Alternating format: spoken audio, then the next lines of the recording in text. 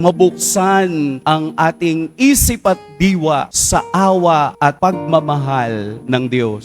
Titigan natin ang ating Poong Jesus Nazareno. Kung hindi nyo makikita sa kaniyang mukha ang awa at pag-ibig, nangangailangan at nadadagdagan na hindi lamang tayo pipi at bingi, tayo rin ay mga bulag. Maramdaman natin, makita at purihin ang Diyos sa kaniyang walang hanggang kapurihan at kadakilaan. Ang lahat ng ating ginagawa, ang lahat ng ating pamumuhay, ang lahat ng ating iniisip at pinapangarap ay para sa kadakilaan ng nag-iisang Diyos, ang ating Poong Jesus Nazareno. Amen. Pagpalain tayo ng Poong May Kapal.